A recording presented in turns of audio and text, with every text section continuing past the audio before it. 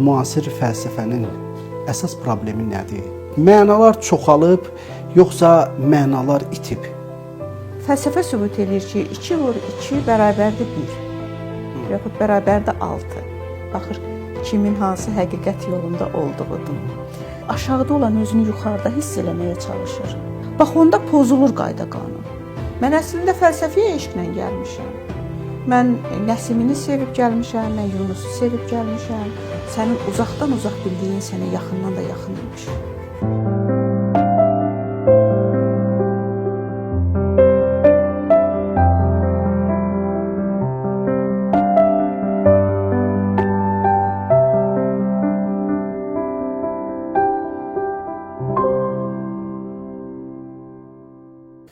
Salam, hər vaxtınız xeyir, əziz Füyuzat TV-nin izləyiciləri. Bugün yenidən sizin qarşınızdayıq.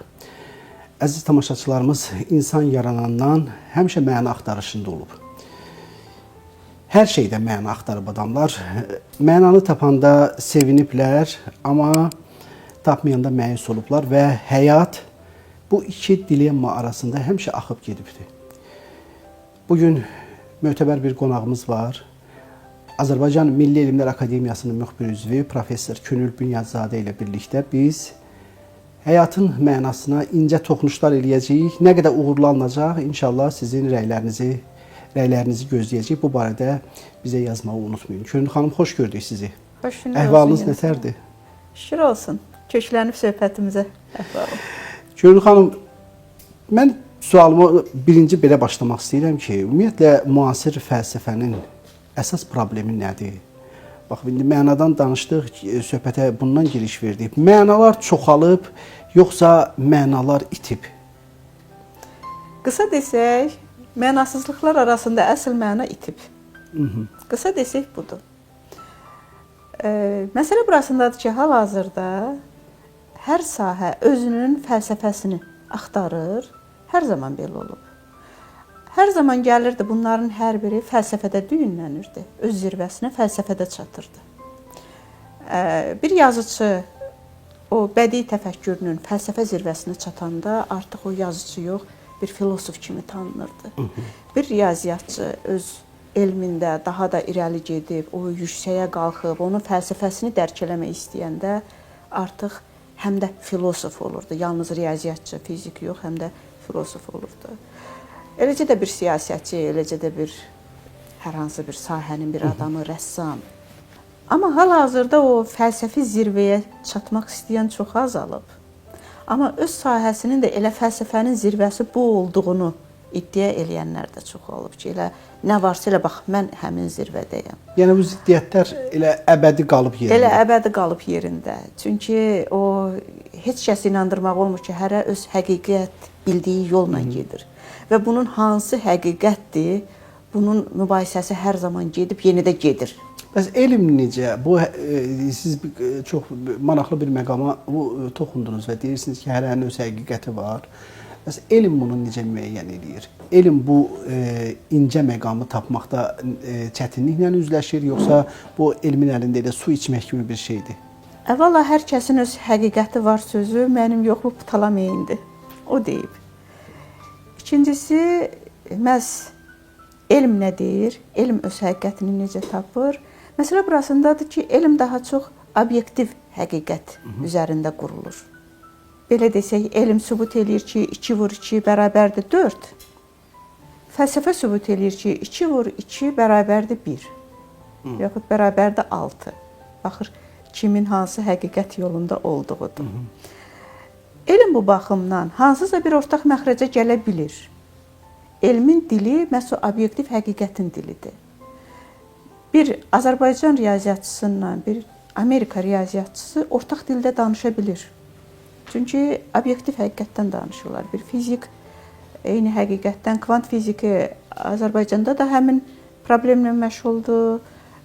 İngiltərədə də, Avstraliyada da. Amma fəlsəfədə burada həm də subyektiv baxış qarışır məsələyə. Və o subyektivlik həqiqətə bir özünə məxsuslıq qatır. Artıq obyektiv həqiqət bir balaca öz çərçivəsindən kənara çıxır. Və bir Amerika filosofunun həqiqətindən bir Azərbaycan filosofunun həqiqətinin arasında böyük fərq var. Məsələn, Huntington bütün dünyaya biz və qeyri-biz gözündən baxırsa, hansısa bir İslam filosofu deyirdi ki, bütün dünya harmoniyadadır. Məsələn, Mövlana deyirdi, bütün dünya harmoniyadadır və bu harmoniyada bütün insanlar eyni zərrədirlər, eyni damladılar ki, eyni ümmanın içindədirlər. Sizə görə hansı daha realdır, daha həqiqidir? Şərqin fəlsəfəsi yoxsa Qərbin? Bəli, Şərqin fəlsəfəsi. Amma burada da tam bölmək ki, Qərbdə hər kəs belə düşünüb, Şərqdə hər kəs yox. Şərqin də öz o Qərb fəlsəfəsinin davamçıları var ki, onu düşünüblər. Eyni şəkildə Qərbdə də elə filosoflar var ki, onları oxuyursan, məsələn, Eckhart'ı oxuyursan, düzdür, o orta əsrlərə aiddir. Mən Eckhart'ı oxuyanda elə bilirdim Həllacın davamını oxuyuram. O qədər böyük yaxınlıq var idi. Mən Kuzanlıyı oxuyanda düzdür, bunlar daha çox din fəlsəfəsindədirlər. Mən Hegel oxuyanda elə bilirəm ki, onun özü də deyirdi ki, Məhəmmədlərdən çıxış eləyib yazırdı. Mövlana fəlsəfəsindən çıxış eləyib yazırdı. Yəni bir var, məsələn, siyasətin fəlsəfəsi, məsələn, praqmatizm. Yəni bu dar, maddi dünyadan kənara çıxmaq istəməyən filosoflar, belə deyək, şərq-qərb deməyək. Bir də var, əksinə, onun o çərçivələrini qırıb kənara çıxmaq istəyənlər. Onların adını da nədənsə şərq filosofları deyirlər və şərqin təsiri ilə yazan filosoflar deyirlər, olsun. Siz böyük din adamlarının adlarını xatırlatdınız və mən istəyirdim ki, sizdən o suala cavab alım ki, ümumiyyətlə, dinlə fəlsəfə arasındakı o sərhəd ki var, bax, onu harda görürsünüz? Ümumiyyətlə, belə bir sərhəd mövcuddumu? Varsa, o sərhəd nəyi ihtiva edir? Necə ki, məsələn, elmin çərçivəsi var. Elm müəyyən çərçivəni qoyur, o obyektiv, həqiqətdən kənara çıxa bilməzsən, 2 vur 2 bərabərdir 4. Sən burada özündən nəyisə əlavə eləyə bilməzsən. Məntiq bunu deyir. Obyektiv həqiqət bunu deyir. Bəli. Məsələn deyək. Dinin də müəyyən çərçivələri var ki, müəyyən o şəriət qanunları, istər xristianlıqda, istər yəhudilikdə, o qanunlardan kənara çıxa bilməzsən. Qanun bunu tələb eləyir səndən. Və sən buna riayət eləməlisən. Din də müəyyən bir dünya görüşüdür ki, səndən müəyyən qanunların riayətini tələb eləyir. Fəlsəfənin də öz qanunları var və həmin qanunların çərçivəsi yoxdur. Orada din də gəlib o nöqtədən keçir. Elm də gəlib o nöqtədən keçir. Musiqi də gəlib o nöqtədən keçir və həmin nöqtədən fəlsəfə öz dünyasını qurmağa başlayır. Yəni, fəlsəfə dindən də qapı kimi istifadə eləyir. O qapını açır, başqa bir dünyaya keçir. O 4 divar arasında qalmır. Elmdən də bir qapı kimi istifadə edir, o obyektiv həqiqətin içində qalmır, oradan da keçir gedir. Deyir, bilirsiniz nə var, insan daha böyük bir məxluqdur. Bəs dinlə fəlsəfə qarışanda nə baş verir? Əgər məndən rəsmi cavab istəyirsinizsə, bu din fəlsəfəsi olur. Amma bir var, dinin özünün fəlsəfəsini axtarırlar. Dinin özünün fəlsəfəsi, məsələn, şəriət qanununun fəlsəfəsi nədən ibarətdir? Onun bayaq birinci dediyimiz mənası nədir? Hədislərin mənası nədir? Fiqhin mənası nədir? Yaxud xristianlıqda rahibliyin mənası nədir? Bir var, bunun özünün fəlsəfəsini axtarırlar. Bir də var, bayaq dediyim kimi, dinin özünü fəlsəfədə bir qapı, bir vasitə olaraq istifadə edirlər ki, din vasitəsilə müəyyən yerlərə keçid eləyirlər. Məsələn, fizik, kvant fiziki. Max Planck deyir ki, axı bu din də neçə əsrlərdir öz mövcudluğunu davam edir və ona inanan insanlar da neçə əsrlərdir dayanmadan, durmadan, dəyişmədən eyni qanunlara riayət eləməkdə davam edirlər. Deməli, bunun bir gücü var. Deməli, bunun bir həqiqəti var. Deməli, biz həmin həqiqəti yox eləyə bilmərik. Sadəcə onu qəbul eləməliyik. Və biz elm və həmin o dinin dəyişməyən qanunlarını paralel şəkildə inkişaf elətdirməliyik. Bax, budur din və fəlsəfə. Yəni, burada artıq paralel yox. Mən dedim, kəsişmə nöqtələri. Amma çoxları deyir ki, indi siz çox maraqlı məqamlara toxunursunuz. Çoxları deyir ki, indi İslam yerdə böhran keçirir. Məhz yerdə.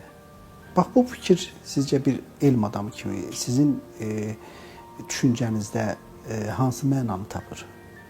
Hə, burada belə bir məsələ var. Əbu Yazid Bistaminin qəşəng bir sözü var. Çox işlədirəm o sözü. Deyir, su qırmızı qabda qırmızı görünür, qara qabda qara görünür, sarı qabda sarı görünür, bir-bir rəngləri sayır. Dəyişən qabın rəngləridir. Su öz mahiyyətini qoruyur, saxlayır. Mən bunu bir də bir başqa cür təqdim edeyim. Bulaq suyu bir xrustal, bir stəkanda daha gözəl görünür, onu götürüb içirsən. İtin qabına töysən, onu heç kim içmir. Din insanlar üçün nazil olub. Din mələklər üçün, daş, divar üçün nazil olmayıb. İnsanlar üçün nazil olub. Və insanlar onu yaşadıb, ona riayət eləməlidirlər. Əgər insanlar bu böhranı yaşayırlarsa və indi İslam yerdə böhran yaşayırsa deyirlərsə, o böhranı din yaşamır, insanlar yaşayır. Deməli, insan doğru qabda, doğru rəngdə götürmür o suyu. Və yaxud da dini böhrana aparan insandır. Mütləq insandır. Dinin özü yaşamır onu. Dinin özü, bu yaxınlarda maraqlı bir, qısa bir hekayət kimi bir şeydir. Deyir, insanlar Allah Taala'ya şikayət edirlər ki, bu qədər zülm olar, bu qədər qətl olar, uşaq qətlləri dağılır, dünya dağılır filan. Allah soruşur, xoşunuza gəlmir? İnsanlar deyir, yox əlbəttə. Deyir, onu da eləməyin. Eləyən Allah deyil, eləyən insandır. İnsan sənə deyib, bu dünyanı verib, bu dünyanın o gözəlliyini də verib, bu dünyanın hikmətini də verib, obyektiv həqiqətini də verib, sənin özünün də həqiqətini verib. Sən bunları qırağa qoyub gedib öz həqiqətinin başqasına da zorla yeritmək istəyib, onu da öldürürsən ki, mənim həqiqətimi qəbul elə. Buna kimdir günahkar? Həmin insandır da günahkar. Buna din neynəsin, buna Allah neynəsin? Demirəm, insan mütləq həqiqətdir, mütləq qanundur. Yox. Allah Taala Quran-ı Kərimə görə həm seçim verib insana, ağıl verib insana, onu düşünüb, daşınıb, onu hansısa bir nəticəyə gəlmək qabiliyyəti verib. Bütün həqiqətləri öyrənib, yenə də həmin o Quran-ı Kərimimizin ayələrinə görə.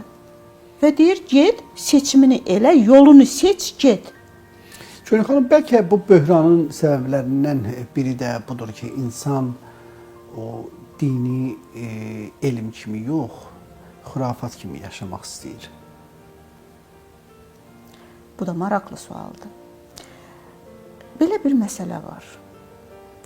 Əgər iyerarxiyaya baxanda Allah, Peyğəmbər, tutaq ki, İslamda imamlar, müqəddəs şəxslər, ümumiyyətlə bütün dinlərdə bu iyerarxiya var. Bəli, iyerarxiya var və alimlər, daha sonra tələbələr və get-gedə bu piramida bir nöqtədən, yəni aşağıya doğru genişlənir.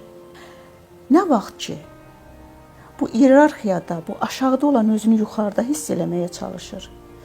Aşağıda ola-ola yuxarıdakının zənn eləyir özünü və onu qəbul eləmir, özünü onun yerində zənn eləyir. Bax, onda pozulur qayda-qanun.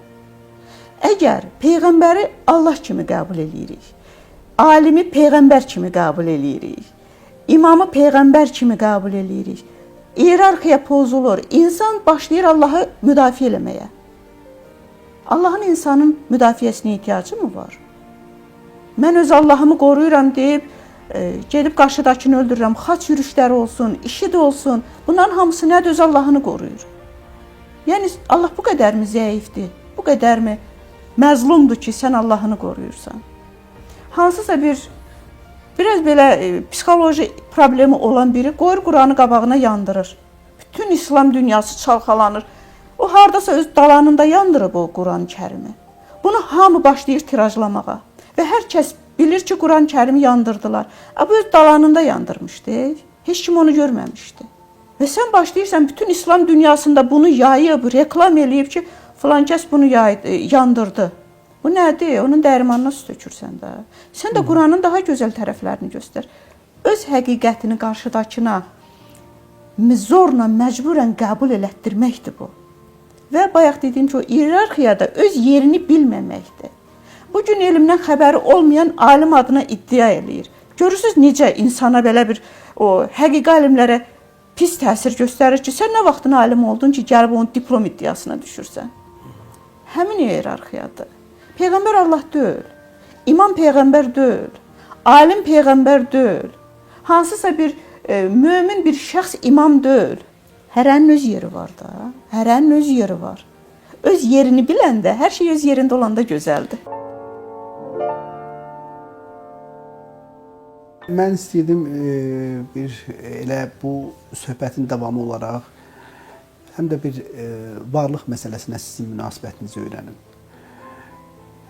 Əbədi müzakirə mövzusu olan bir mövzudur, lakin mən diqqəti istəyirdim yönəldəm ona ki, insan varlıq məsələsinə düşüncə ilə mi yanaşmalıdır, yoxsa duyğu ilə mi? Biz ora niyə yoxsa qoyuruq? Hər ikisindən yanaşsaq olmazmı? Olar. Sizin hər ikisi insana məxsusdur. alim mövqeyiniz maraqlıdır bizim üçün. Hər ikisi insana məxsusdur. İnsan yalnız ruh, yalnız bədəndən ibarət deyil axı. İnsan həm düşünə bilir, həm duyğulana bilir. Həm də hissindən hansısa o 5-ci, 6-cı, nə bilim, o gün biri deyir mənim 7-ci hissim var, o 7-ci hissindən də duya bilir axı. Yəni biri o birini inkar eləmir, bayaq o dediyim kimi, Max Planck'ın dediyi kimi, biri o birini inkar eləmir. Sadəcə biz o ikisini birləşdirə bilmirik. Mütləq ya eləyib, məntiqimlə düşünürəmsə, burada mənim duyğum olmamalıdır. İndi mən belə bir şey soruşum, ritorik bir sual kimi soruşum. Sizcə Newton ilk dəfə almanın düşdüyünü görəndə yalnız məntiqlə mi düşündü? Axı orada hansısa düşüncə də gəldi ora ki, duyğu da oldu oradakı o alma niyə düşdü, o məhz yuxarı, bir həyəcan aşağı. yarandı orada bir. Ən azından bu yeni bir keçid ola bilər. Maraqlı bir şey deyim, Nikola Tesla'nın gündəliyində oxumuşam bunu.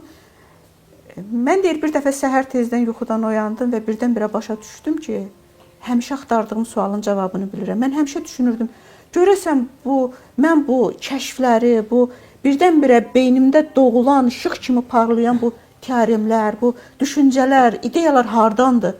Və mən birdən-birə səhər-səhər oyandım və başa düşdüm. Allahdandır. Mən sonra birdən-birə deyir, elə həyəcanlandım ki, çıxdım, başladım kilsə axtarmağa. Mən pravoslav idim və pravoslav kilsəsi axtarırdım və onu çox çətinliklə tapdım. Və təsəvvürünüzə gətirirsiniz bu o deməkdir ki, yəni burada yalnız o məntiqlə yox, həm də duyğu, bir hiss, həyəcan var idi. Və deyir, mən burada başa düşdüm ki, birdən-birə deyir, getdim dostumdan soruşdum. Dostum dedi, mən onu həmişə bilirdim ki, sən onu Allahdan alırsan. Bəs niyə demirdin? Deyir, mən onda desəydim, sən inanmazdın, məni qovardın. Sən onda hələ ora çatmamışdın. Və bilirsinizmi, o Descartes-ın mən düşünürəmsə deməli varam. Bunun üzərində çox düşünürdüm. Və sonra onu sufizmdəki Hallacın mən Allahım sənə üz tutub sənə yalvarıram, səndən dua eləyirəm ki, mənlə mənim aramdakı məni götür. Və onda bir anlıq gördüm ki, yalnız düşüncə yox, həm də əlini Allaha açıb dua eləyəndə bu o deməkdir ki, fikir verin, mən dua eləyirəmsə, deməli mən varam. Və mən Allahımı tanıyıramsa, deməli mən həm də düşünə bilirəm. Mövcudam. Deməli mövcudam. Mən öz mövcudluğumla bərabər məni var eləyəni də tanımağa başlayıram. Fikir verirsinizmi? Bunun bir pillədir, biri ondan üstəki pillədir. Və biri o birini tamamlayanda insan öz varlığını daha dərindən düşünməyə başlayır. Gülüm xanım, sizin sufizmlə bağlı araşdırmalarınız da var və bu elmi dövriyyədə çox maraqlı qarşılanıb bu araşdırmalar. Bax, bu eşq hardan yarandı? Siz bu istiqamətə yönəldiniz. Mən əslində fəlsəfiyə eşqlə gəlmişəm. Mən Nəsimini sevib gəlmişəm, mən Yunusu sevib gəlmişəm. Daha sonra onları öyrənə-öyrənə Həllacı tanımışam, Həllacla tanış olmuşam və daha sonra mən Rəbiəl Ədəviyyəni tanımışam. Və məlum olub ki, sufizmdə bir yaxınlıq halı var. o müəyyən məqamdan sonra sən Allaha o qədər yaxın olursan ki, onun varlığını özündə hiss edirsən. Bax, o şah damarından da yaxın olduğunu hiss edirsən. Bax, onda o hallar, məqamlar öyrəniləndə məlum olur ki, bəzi sufilərdə o yaxınlıq halından sonra qorxu yaranır. Bu, məsələn, həllac. O bir qorxu yaşamağa başlayır ki, birdən o yaxınlığa layiq olmaram. Rəbiyyəl ədəviyyədə isə əksinə sevgi yaranır. İlahi, nə qədər yaxınsanmış sən.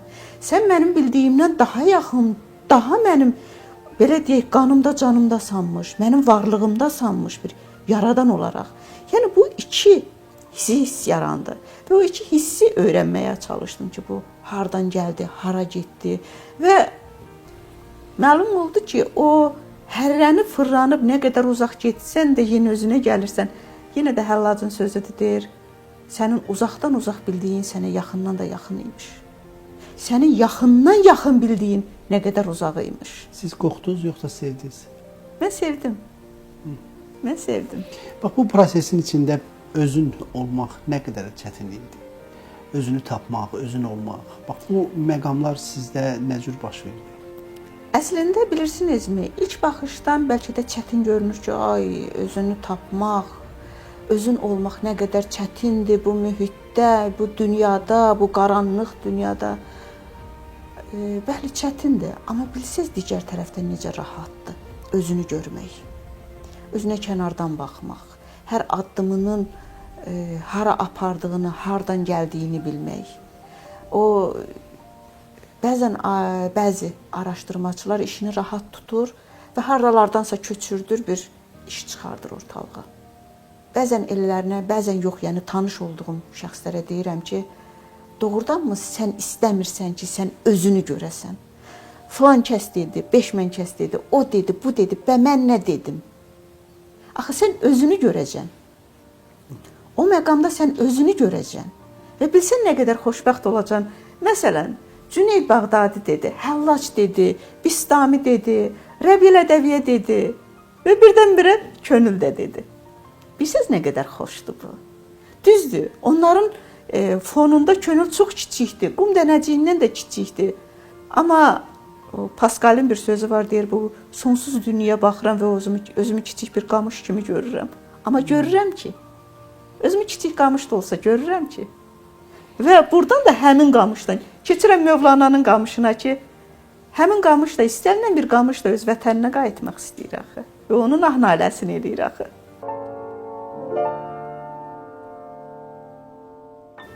Gül xanım, Azərbaycan fəlsəfəsinin vəziyyəti nə yerdədir? Bu sahədə biz böhrandan danışaq, yoxsa inkişafdan danışaq? Əslində, bilirsinizmi, bu dünya elə qurulub ki, bir yerdə böhran varsa, deməli, bu böhranın hardasa bir kökü var. Yəni, fəlsəfədə böhran varsa, bu bütün dünyadadır bu böhran. Məsələn, bu dəqiqə Alman fəlsəfəsi çiçəklənmə dövrü yaşayır, Azərbaycan fəlsəfəsi bir böhrandadır, demək olmur. Bəli, bizdə fəlsəfəyə maraq bəlkə daha azdır. Fəlsəfənin mənasını anlamaq istəyən daha azdır. Amma dünyada bu çoxdurmu? Dünyada fəlsəfəni beləmi dərindən öyrənirlər? Yəni, mən ancaq Azərbaycan içində qalıb buradakı böhranı araşdırsam, mən o böhrandan çıxa bilməyəcəm. Çıxmaq lazımdır. Daha geniş bir sahəyə çıxanda bir növ bir yerdə qalan su necə iylənirsə, necə yay get-gedə sıxılanda daha böyük təhlükə yaradırsa, eləcə də yalnız Azərbaycanın çərçivələrində qalıb burada fəlsəfə necədir? Azərbaycanda fəlsəfə necədir? Dar divarlar arasında qalarıq. Onda rahatlıqla deyək, biz böhrandayıq. Yəni, bu sahəni çiyinlərində aparacaq insanlar var da. Var, təbii ki. Və siz əminsiniz ki, gələcəkdə də olacaq. Mütləq. Mən həmişə inanmışam ki, əgər bir xalqın düşünən beyni olmasa, o xalq tədricən məhvə doğru gedəcək. Mən inanmıram ki, Azərbaycan xalqı məhv olacaq. Bizim dərin kökümüz var. Bizim milli dəyərlərimiz var və biz o milli dəyərləri qorumağa çalışırıq. Bizim böyük filosoflarımız olub və həmin filosofların belə deyək, ruhunu, yolunu davam elətdirən nərv var. Və mən inanıram ki, Azərbaycan xalqı məhv ola bilməz. Və əgər o yaxşı tərəf varsa, əgər bir Azərbaycanda varsa, deməli bütün dünyada da var. Bayaq dediyim kimi, bir xalqdan ibarət deyil bütün dünya. Bəşəriyyəti qoruyan o ayrı-ayrı xalqlardan olan nümayəndələrdir. Və əminəm ki, Azərbaycanda o nümayəndələr sırasında kimlərisə var. Söhbətimiz elə bir vaxtda təsadüf edir ki, 5 il bundan əvvəl müharibə gedirdi. Və düşünürəm ki, Azərbaycan xalqının həm də fəlsəfəsi qalib gəldi həmin müharibədə. O günləri necə xatırlayırsınız və bu fəlsəfənin sizcə bu qalib fəlsəfənin əsas üzərliyi nədir? Bizim milli dəyərlərimizdir. Fikir versəz, bizim o vaxt Ali Baş Komandan müraciət eləyəndə mütləq bizim o mənəvi dünyamıza, milli dəyərimizə, o xalqın qeyrət damarına müraciət eləyirdi. Və cəmaatı birləşdirən nə oldu? Həmin o dəyərlər oldu. Birdən-birə arxa cəbhə, birdən-birə birləşdi, birdən-birə o gənclər bir yerə yığıldı. Nə idi onları toplayan? Həmin o qeyrət damarı idi da. Birdən-birə gördülər ki, hər kəs elə vahid imiş, hər kəs bir yerdə imiş. Necə günlər idi? Baxmayaraq ki, bizim evimiz elə yerdə idi ki, bizim yanımızdan hər gün o təcili yardımlar keçirdi. Onun səslərini eşidirdik. O eyni zamanda axşamlar oturub gözləyirdik. Daha hansı kəndlərimiz, rayonlarımız alındı. Bax, o ikisi bir-birini tamamlayırdı. Ölümlə var və yox bir yerdə idi. Ölənlərimizi də qəbul eləyə bilirdik. Qalanlarımızı da qəbul eləyə bilirdik. Və bilirsinizmi, həmin vaxt kiçik bir şey deyim, bizim o axırıncı gündəki bizim Ali Baş Komandan çıxdı, elan elədi, Şuşa sən azadsan, biz qalib gəldik və həmin vaxt bizim evimizdə böyük bir bayraq var. Bax, elə bu divar boyda bir bayraq var və mən həmin o bayrağı divardan asdım. Bilmirəm heç necə oldu, düz tavanın altından astım və onda mənim anam girdi otağa, o bayrağı görəndə bircə söz dedi. Könül Ülvi qayıtdı. Ülvi qayıtdı. Bilirsiniz bu nə demək idi? Yəni, o narahat ruhlar qayıtdı. Narahat ruhlar birdən-birə sanki hamı sevindi. O bir söz mənə bəs idi ki, o qələbəni hiss eləyim. O bayrağın asılmağı, o sevə-sevə ki, o bayrağı sığallaya-sığallaya ki, heç bilmirəm bayrağı niyə sığallayırdıq. Bax, hisslər o idi. Bəli, bu bizim fəlsəfə, bu millətin, xalqın fəlsəfəsi idi. O kökümüzü qorumağımız idi, ruhumuzu qorumağımız idi. Bax, o subyektiv düşüncəmiz var ha, bizi var eləyən, bizi bütün dünyada o obyektiv həqiqət arasında bizi fərqləndirən o bir dənə bir o xırda bir detalımız var ha, bax onu qorumağımız idi. Bizi var eləyən hissimiz idi. Əziz tamaşaçılarımız, Könül xanım Ülvi Bünyadzadənin adını çəkdi və kiçik bir xatırlatma etmək istəyirəm ki, Könül xanım bizim unudulmaz şəhidimiz Ülvi Bünyadzadənin bacısıdır. Kiçik bacısıyım da. Könül xanım, çox maraqlı söhbət elədiniz və mən düşünürəm ki, söhbətimiz alındı. Sizi bilmirəm. Təşəkkür eləyirəm mən sizə. Çox maraqlı söhbətə görə sizə bir daha öz təşəkkürümüzü bildiririk və sizi yenidən görmək arzusu ilə tamaşaçılarımızla sağollaşırıq. Əziz tamaşaçılarımız, diqqətinizə görə var olun. Biz sizinlə yenidən görüşə gələcəyik. Ona qədər özünüzə yaxşı baxın. Sağ olun.